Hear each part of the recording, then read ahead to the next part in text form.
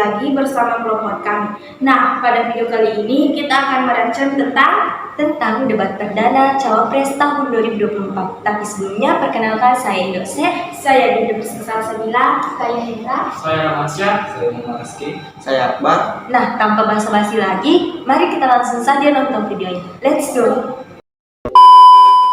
Assalamualaikum warahmatullahi wabarakatuh. Salam sejahtera, Shalom, Om Swastiastu, Namo Buddhaya, salam kebajikan.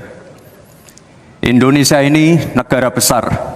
Kita harus mampu keluar dari middle income trap. Kuncinya, kita harus mampu menaikkan nilai tambah di dalam negeri. Di tengah gempuran resesi global, perang dagang, konflik geopolitik, rata-rata pertumbuhan ekonomi negara kita tetap resilient di rata-rata 5%. Pertumbuhan ekonomi yang berkualitas didukung dengan penurunan angka pengangguran, angka kemiskinan, penurunan angka Gini rasio, dan juga angka inflasi yang terkendali. Bapak Ibu yang saya hormati, teman-teman sesama anak muda, lalu apa agenda dan juga UMKM? Kita punya 64 juta UMKM yang menyumbangkan 61% untuk PDB kita. Jika 4 langkah tadi bisa kita penuhi, insya Allah akan terbuka 19 juta lapangan pekerjaan. Bagus sekali nih yang disampaikan Cawapres nomor 2 karena ini meningkatkan nilai tambah dalam negara dan juga ingin menjadikan perekonomian di negara kita menjadi berkualitas dengan cara mengurangi pengangguran yang ada, mengurangi kemiskinan, dan juga ingin melanjutkan pemerataan pembangunan yang tidak lagi geosentris, serta meningkatkan kewirausahaan seperti UMKM yang ada, melanjutkan pembangunan infrastruktur, dan juga ingin mengembangkan industri kreatif yang ada di negeri ini. Mana ada lebih bagus lagi Cawapres nomor urut 3. Menurut saya bagus memang nomor urut 2. saya lebih bagus nomor 3. Tapi kalau dilihat dari videonya tadi, lebih bagus nomor urut 2. Jangan nih dulu, karena belum ditonton videonya Cawapres nomor urut 3. Tapi toh tadi nomor 2 dibahas. Kalau dilihat dari tadi videonya, mau ingin mengembangkan pemuda-pemuda yang ada di Indonesia yang tidak memiliki pekerjaan. Nah, kita pemuda kita kalau nanti tamatnya SMA bisa jadi langsung dapat pekerjaan kalau dia yang terpilih. Kalau memang dia terpilih, insya Allah banyak itu lapangan pekerjaan. Dan juga mau kita tingkatkan UMKM yang ada di negara ini. Kan bagus kalau UMKM dia sendiri yang menciptakan produk. Kalau produk dari negeri sendiri yang dipakai, tidak kecil kemungkinan itu menjadi gini. Apa dia? Kayak tidak mustahil menjadi gini punya orang karena produk tak sendiri yang digunakan. Tapi ayo nih dinonton dulu videonya nomor 3, siapa tahu juga bagus visi misinya sama program kerja yang mau disampaikan. Iya, kalau tidak percaya kok ayo dinonton videonya. Assalamualaikum warahmatullahi wabarakatuh. Ada yang bertanya kepada kami, mungkin tidak Anda mentargetkan mendapat pertumbuhan ekonomi 7% di dalam 1 tahun, karena di dalam sejarah reformasi tidak pernah sampai tumbuh sebanyak 7%. Dulu hanya itu dicapai pada tahun 89 sampai 91 di era Orde Baru. Lalu pertanyaan itu saya sampaikan kepada beberapa orang ahli, lalu mereka mengatakan hanya karena kebodohan kita ini tidak bisa menaikkan pertumbuhan ekonomi menjadi 7% karena kita ini kaya raya dengan sumber daya alam dan sumber daya manusia yang hebat. Masalahnya apa? Masalahnya banyak korupsi dan inefisiensi di sektor-sektor pertumbuhan ekonomi. Lihat, berdasar hasil SIGI, Transparansi Internasional, korupsi terjadi di lembaga legislatif, eksekutif, dan yudikatif secara besar-besaran. Korupsi juga terjadi di 3 metra alam kita ini. Kita menginjak bumi, ada korupsi di tanah dan pertambangan. Kita ke laut, ada korupsi di masalah kelautan. Kita melihat udara, pesawat terbang kita, ternyata di udara juga banyak korupsi. Akibatnya apa? Rakyat miskin. Kan memang Kak Toh lebih bagus apa yang disampaikan Cawapres nomor urut 3 karena dia memikirkan tentang di negara kita itu di mana-mana pasti terjadi korupsi di lembaga legislatif, eksekutif, yudikatif. Secara besar-besaran korupsi juga terjadi di 3 metra alam kita ini. Kita menginjak bumi ada korupsi di tanah dan pertambangan, kita ke laut korupsi di masalah kelautan. Kita melihat pesawat terbang kita di udara, ternyata di udara banyak juga korupsi. Itulah yang mengakibatkan rakyat menjadi miskin. Ini alasanku pilih Cawapres nomor urut 3 karena mau menghilangkan korupsi yang ada di negara kita. Ya, saya setuju. Tapi kalau saya lebih bagus lagi tadi Cawapres nomor urut 2 karena memikirkan apa yang memikirkan masa depan untuk pemuda. Tapi bagus banget nomor urut 3. Mau apa tadi? Dia memikirkan tentang di negara kita itu di mana-mana pasti terjadi korupsi. Iya juga sih karena sekarang itu lagi marak-maraknya korupsi. Ya juga sih. Tapi bagus banget nomor urut 2 tadi toh. Lebih bagus lagi nomor urut 3 toh Rama? Iya. Tapi saya, menurutku bagus semua. Tapi kalau masalah visi misi sama program kerjanya, menurutku pribadi lebih bagus nomor urut 2. Tetapi menurut pendapatku saya lebih bagus dari nomor 1. Namanya juga nomor 1 pasti dia selalu diingat walaupun ada orang lain tetap juga dia menjadi pemenang. Kamu lain sih pasti mau bahas, pasti lagi orang yang mengingat, jangan dulu pikirkan itu, fokus mau dulu sama ini video debat.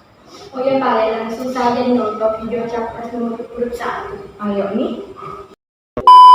Assalamualaikum warahmatullahi wabarakatuh.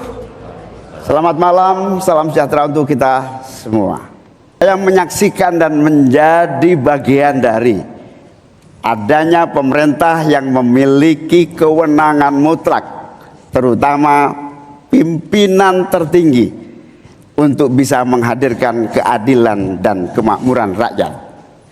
Inilah yang disebut sebagai selepet, menjadi bagian dari kewenangan untuk menghadirkan kemakmuran dan keadilan.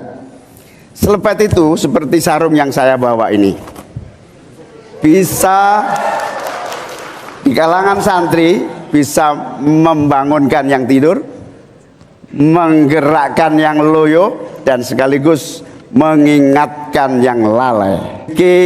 Pemikiran yang sama untuk terwujudnya perubahan dan perbaikan. Jangan salah, selepet itu disrupsi. Disrupsi itu adalah awal dari perubahan. Amin menginginkan bansos yang memang menjadi kewajiban negara ini diteruskan dan bahkan harus ditingkatkan. Bagus toh apa yang disampaikan Cawapres nomor urut 1 karena ingin mewujudkan perubahan dan perbaikan.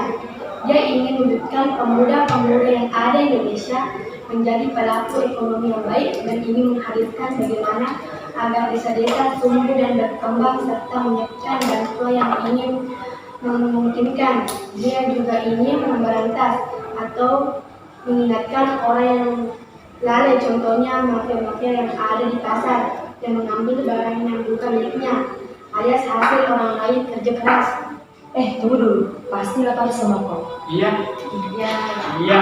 Lapar kan?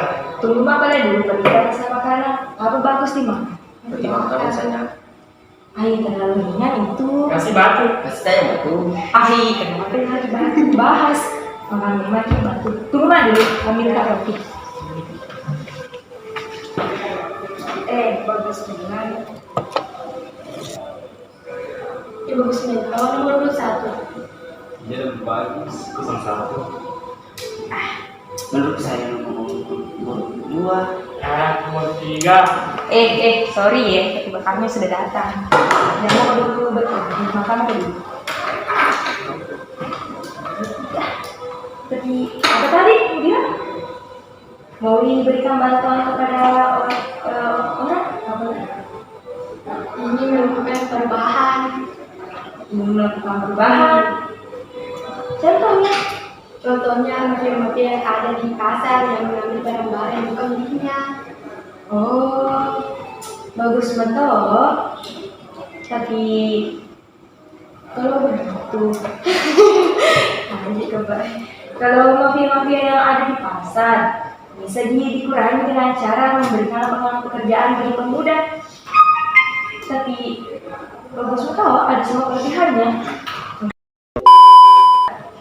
Jadi dapat dilihat dari ketiga cawapres tersebut itu mempunyai visi misi dan program kerja yang cukup baik.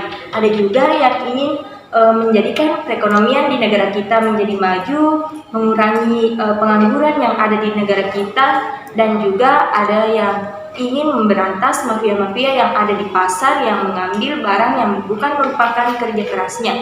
Ada juga cawapres yang ingin meningkatkan lapangan pekerjaan dan juga ingin memberantas korupsi yang ada di negara kita. Tapi dari ketiganya dapat disimpulkan bahwa dia itu memiliki kelebihan masing-masing.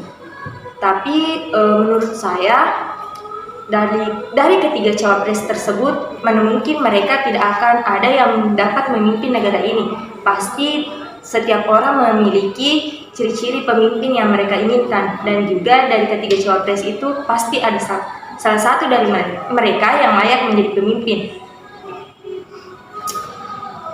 Menurutmu teman-teman, memiliki semua kelebihan ketiga cawapres toh? Iya.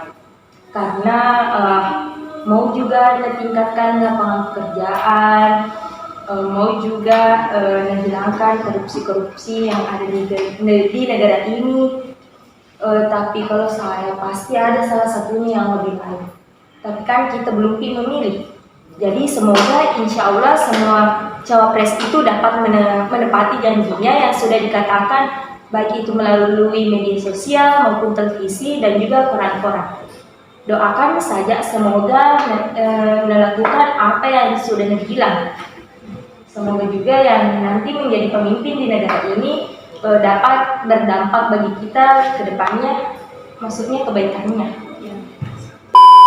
Sekian dari kelompok kami. Semoga apa yang kami sampaikan dapat bermanfaat bagi kita semua.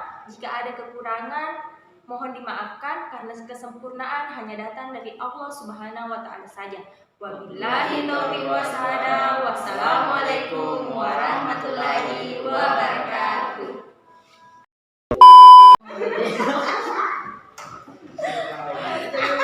Tidak korupsi kan ya? Kurasa jahat tadi di jalan. Jahat tadi baru. Kayak boleh minum bro.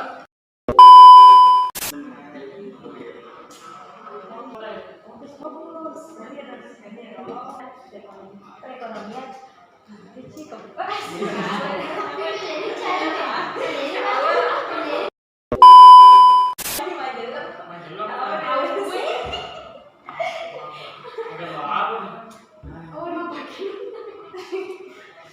itu kamu saya setuju kan sama Eki.